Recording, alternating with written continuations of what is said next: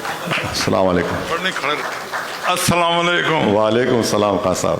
ये मेरी ऑनर है कि मैं किसी वक्त आपके दादा फख्र मिल्लत अब्दुल वाहिद अवैसी साहब के भी हाथ चूमने का मौका मिला और उनके साथ भी वॉक करने का मौका मिला। उसके बाद बाबा का दौर आया तो सालार मिल्लत कई मरतबा तशरीफ़ लाए अमेरिका को भी, तो रात में 8 बजे कॉल करते थे, मंजूर मसूद आ जाओ आप अपन लोग बात करेंगे। तो फिर हम लोग 12 बजे रात तक बैठ के आपके चाचा साहब के घर में बातें होती थी। फिर 10 बजे बोलते थे चलो अपन बाहर निकलेंगे, तो हम 2-2 घंटे शिकागो में टहलते थे। तो मैं उन खुश नसीबों में से हूँ माशाअल्लाह जो आपके बुजुर्गों के साथ रहा। अल्लाह का फजल करम है और मैं फ़ख्र करता हूँ कि आप इस अज़ीमुश्शान इस तारीख़ी जमात के सदर हैं। खुदा पाक आपको आला सेहत नसीब फरमा आमीन।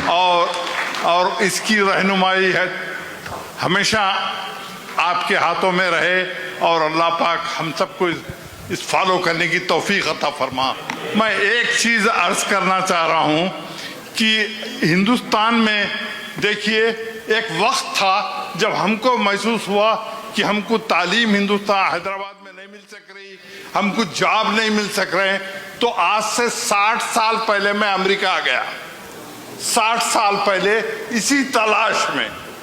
तो जब हिंदुस्तान के अंदर मुसलमानों को कई मुकामात के ऊपर तालीम नहीं है, उनको स्कूलों में आने नहीं देते, कॉलेजों में शरीक नहीं हो सकते, मगर उसी मुकाम से हिल रहे नहीं।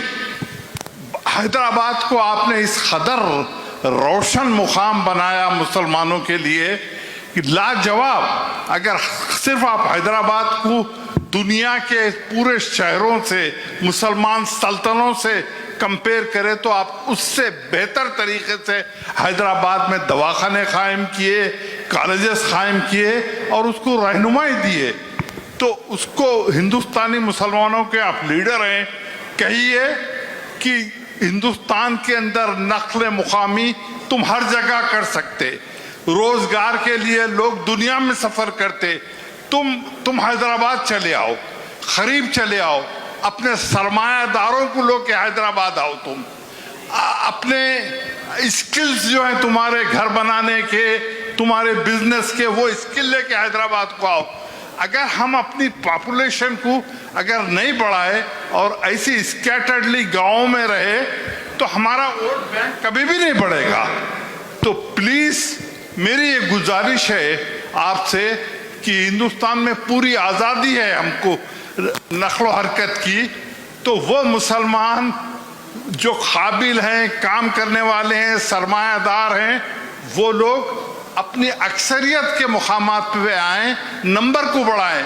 अगर आज हैदराबाद में इतने एमएलए पार्लियामेंट के मेंबर बन रहे हैं, हमारी तादाद है, इस तादाद को आप दुगनी तिगनी चौथी कर दीजिए।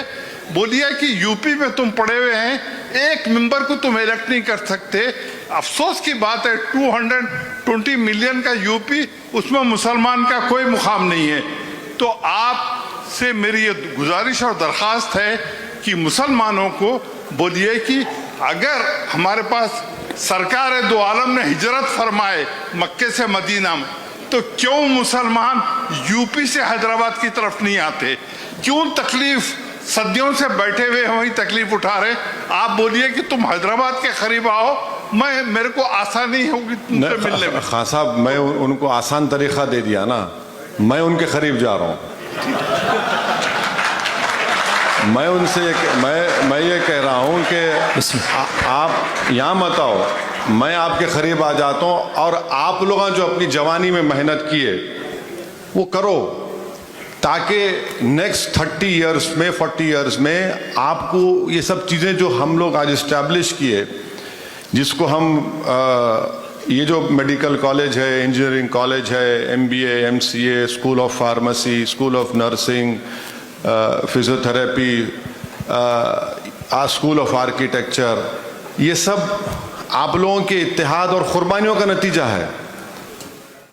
ये ऐसा तो नहीं बने ना, ये तो इसमें अगर उन इमारतों के एक ईंट को अल्लाह ज़बान देगा तो बोलेंगे कि भाई इसमें खून शामिल है, कुर्बानियाँ शामिल है, आंसू शामिल है, एक पॉलिटिकल थॉट उसमें गया, एक विजन था।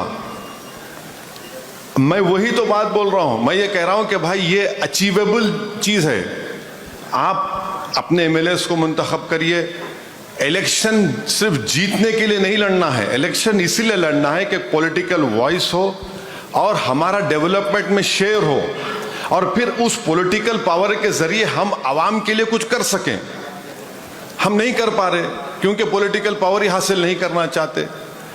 पॉलिटिकल पावर, अच्छा बिहार में 5 जीत के गए हमारे, आप 4 को खरीद लिए। अच्छा आप हंसेंगे कि क्या पैसे लेके खरीदे वो लोग, मालूम है आपको? 1-1 करोड़, माने 1-1 करोड़ में बिक गए लोग।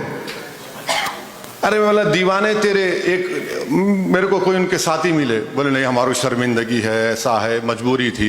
बोला भाई मजबूरी थी क्या थी मेरे को नहीं मालूम ना, तुम 1 करोड़ में बिकते भाई, कम से कम अगर जलील हो रहे तो कम से कम बढ़ के रकम में जलील होना था भाई। एक तुम्हारी एक उंगली की कीमत में बोला 1 करोड़ हो सकती, तुम तो सब चीज बेच दिए।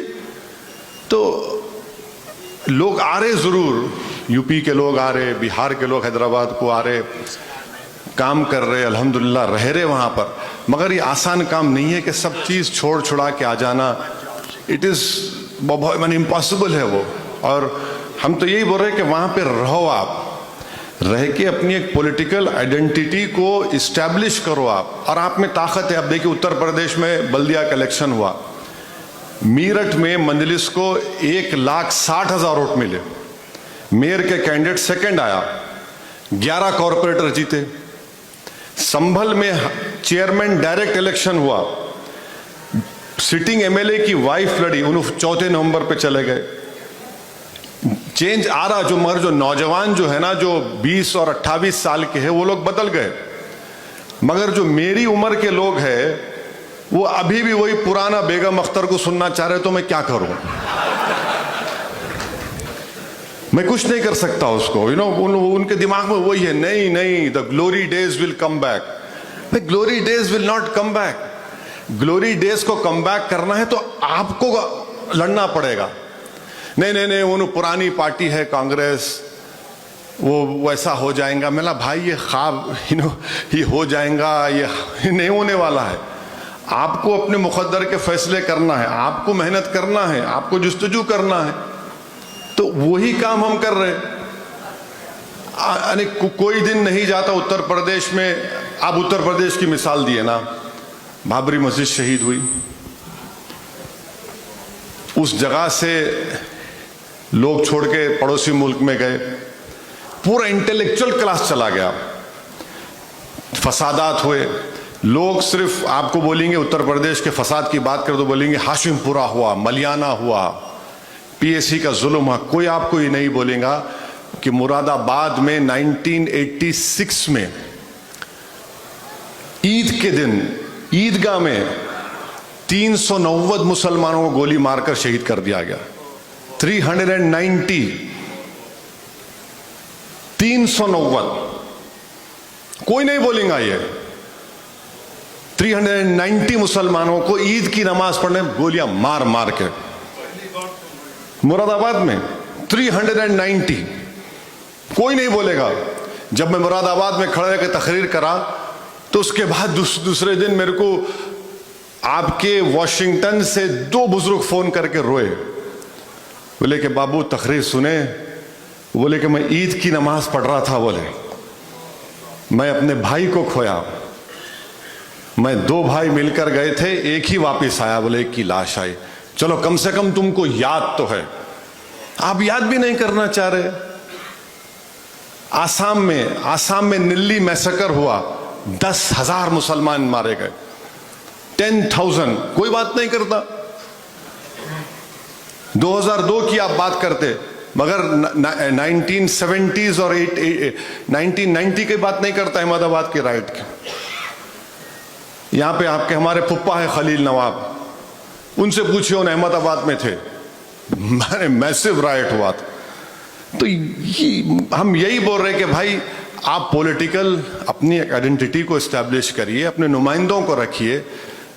यकीनन इसमें कोई जादू की छड़ी नहीं है कि मैं जिंदा तिलिस्मात आपको दे रहा हूं कि हर बीमारी का इलाज हो जाएगा उसमें, बट एक वॉइस तो आपकी होंगी। कोई तो बोलेगा, कोई खड़े रह के लड़ेगा, कुछ नहीं। हद तो यह हो गई कि पार्लियामेंट में 3 मरतबा ट्रिपल तलाक का बिल आया, 3 मरतबा। दारुल देवबंद से फाजिल एक मौलाना है, आज दुनिया में नहीं है। कांग्रेस पार्टी बोली आप नहीं बोलेंगे ट्रिपल तलाक पे। अरे भाई उन्होंने नहीं बोलेंगे तो कौन बोलेगा? नहीं बोलने दिए मौलाना मरहूम को। आप इसमें क्या कौन बोलेगा फिर? कौन बोलेगा? अरे दारुल देवबंद से वहां से फाजिल मौलाना है, आलिम दीन है, आप बोले नहीं बोलना। आप नहीं बोले बेचारे, वो कौन बोलेगा फिर? बोलिए आप। अच्छा, हद तो यह है खान साहब कि जब पार्लियामेंट में तकरीर होती पूरे 20, 18, 16 मुसलमान बैठते। कब बोल रहे तुम? मतलब बोलेंगे नहीं, तुम्हारी बात सुनने बैठे हम। और तकलीफ इस बात की होती कि तकरीर होने के बाद भाई साहब वेरी गुड, अच्छा बोले। मैं कई मरतबा हाथ पकड़ के जज्बाती हुआ ना, भाई आप भी बोलो ना, हम सब मिलके बोलेंगे। बोले नहीं, हमारी पार्टी नहीं देती इजाजत। बोले फिर किस लिए बैठे तुम यहां पर?